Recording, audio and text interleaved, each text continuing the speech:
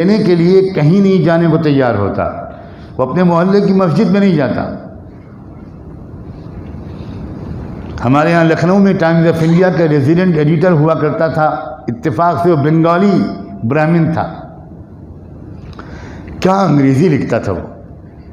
میں نے Indian English لکھنے والوں کی انگریزی ایسی ٹیکسالی، جو تھوڑی بہت انگریزی میں سمجھتا ہوں بس اس کے مطابق کہتا ہوں، ایسی انگریزی لکھنے والے بہت کم دیکھے۔ اس کے انڈر میں ایک ینگ مسلم جرنلسٹ کام کرتا تھا،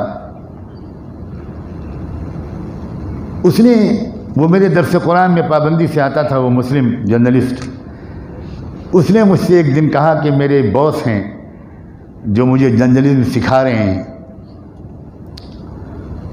تو وہ بہت ڈپریشن کا شکار ہیں، بہت زیادہ الکوہل ڈرنک کرنے لگے ہیں، اب اس سے بھی وہ مطمئن نہیں ہو پا رہے تو سوسائڈ کا ارادہ کر رہے ہیں، خودکشی کا ارادہ کر رہے ہیں۔ تو اس ینگ جرنلسٹ نے کہا کہ میں نے اپنے باس سے کہا کہ سر پلیز آپ ایک موقع دے دیجئے، ایک مولانا صاحب ہیں، آپ ایک بار ان سے مل لیجئے، شاید آپ اس ڈپریشن سے نکل آئیں۔ تو اس نے کہا ٹھیک ہے، میں تو بہت درگاہوں پہ گیا، بہت مندروں میں گیا، مجھے تو سکون نہیں ملا، لیکن تم کہتے ہو تو چلو لے چلو۔ اس نے مجھ سے وقت لیا اور ان سینئر جرنلسٹ کو لے کر میرے پاس آئے۔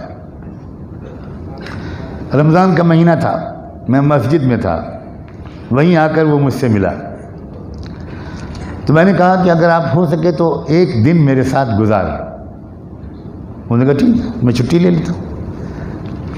اور آپ کو آج یہ حیرت ہوگی کہ اس نے اپنے اسٹوڈنٹ سے چپکے سے کان میں کچھ کہا، اس نے اشارہ کیا مجھ سے، اس نے اسٹوڈنٹ نے کہا کہ میں رہ تو لوں گا مولانا صاحب کے پاس مسجد میں، لیکن میں ڈرنک کے بغیر تو نہیں رہ سکتا، میں تو شراب پیے بغیر نہیں رہ سکتا، تو میں مولانا صاحب سے کیسے کہوں؟ تو اس نوجوان نے مجھ سے پوچھا، میں نے اس سے کہا کہ بالکل اجازت ہے، آپ اطمینان سے مسجد میں رہو، میرے بستر کے قریب بستر بچھے گا مسجد میں، اور آپ جس طرح چاہو ڈرنک کرو، بالکل اجازت ہے۔ کہیں یہاں کے علماء کا فتویٰ نہ لگ جائے مجھ پر۔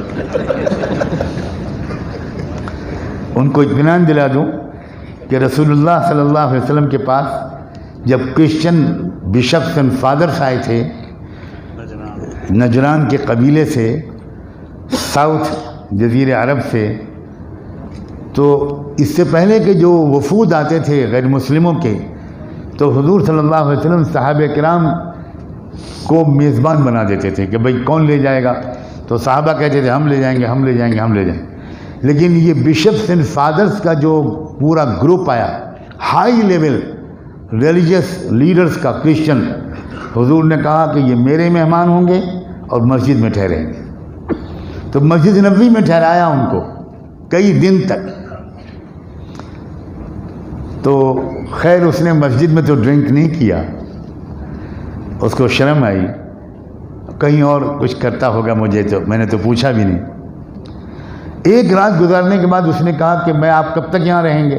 میں نے کہا میں تو 10 دن کا اعتکاف کر رہا ہوں، ایک دن گزر چکا ہے، 8 دن 9 دن باقی ہیں۔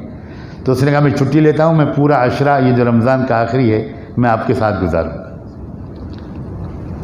خیر اللہ کا شکر ہے، 27ویں شب کو جب اجتماعی دعا ہوئی ہزاروں کی اور ان کو روتا بلکتا اس نے دیکھا، تو اس دعا کے خاتمے کے بعد وہ کھڑا ہوا اور اس نے روتے ہوئے کہا مولانا صاحب پلیز گیو می شہادہ، مجھے کلمہ پڑھا دیجیے۔ اللہ کا شکر ہے اچھا ایمان والا ہو کر وہ دنیا سے رخصت ہوا، اللہ تعالیٰ اس کو جنت میں اعلیٰ مقام عطا کرے۔ میں سنانا کیا چاہ رہا ہوں، میں نے اس سے پوچھا کہ ایک بات بتاؤ، ہمیں کسی کام کے لیے باصلاحیت اور کمیٹڈ اور ڈیڈیکیٹڈ لوگ نہیں ملتے۔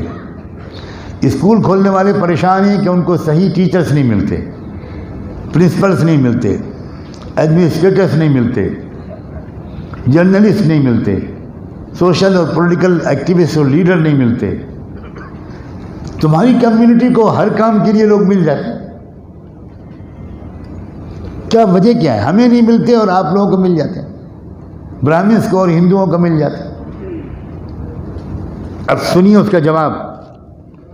اس نے کہا کہ جس طرح ہمارے یہاں تربیت ہوتی ہے، جس طرح ہمارے ٹریننگ سینٹرز قائم ہیں، یو کین نیور امیجن۔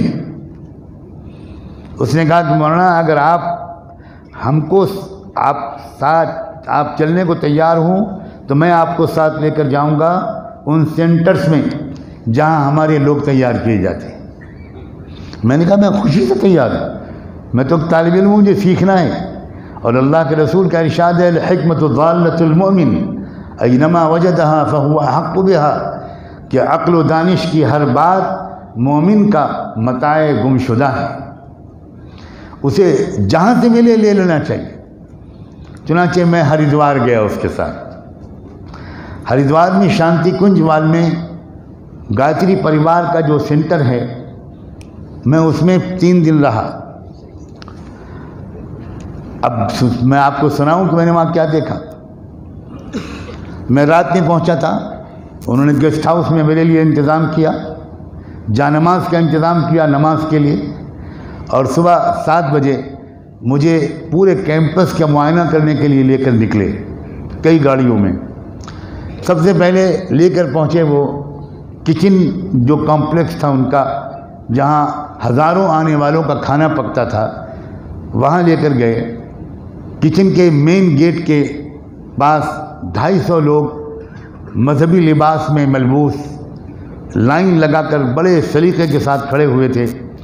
میں جب پہنچا تو میرا استقبال کیا، اور جو ان کے چیف تھے کچن کے اسٹاف کا ذمہ دار اعلیٰ، وہ آگے کھڑے ہوئے تھے۔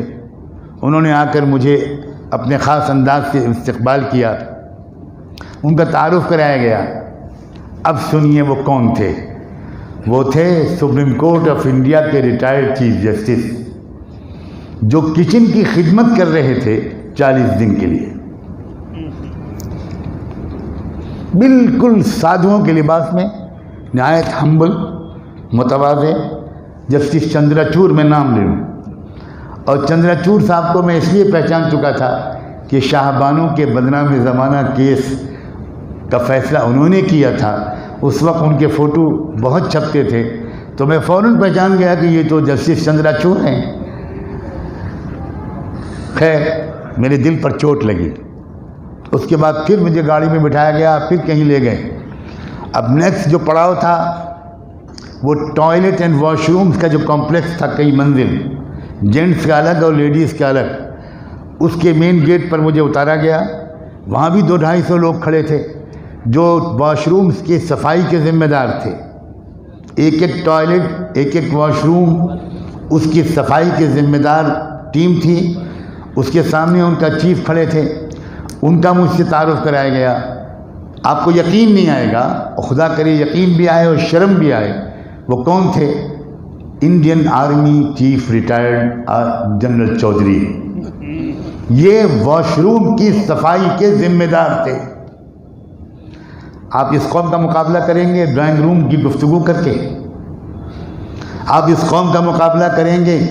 ہمارا ذرا سا پڑھا لکھا آدمی، ذرا سا بابو، ذرا سا کوئی نیتا یا لیڈر، ذرا سا کوئی تاجر، وہ مسجد میں آ کر نماز پڑھنے کو تیار نہیں ہے۔ وہ تربیت پانا تو دور کی بات ہے، وہ پڑھے لکھے ہونے کی علامت سمجھتا ہے علماء اور عقلاء کا مذاق اڑانا۔ یہ ہے ہماری بربادی کا سبب۔ اور پھر میں 3 دن وہاں رہا، میں نے کیا کیا دیکھا۔ مسئلہ یہ ہے کہ وہ تربیت لے رہے ہیں، اور ان کی تربیت کے کچھ مفید اجزاء بھی ہیں، اور ان کی تربیت کے کچھ منفی اجزاء بھی ہیں۔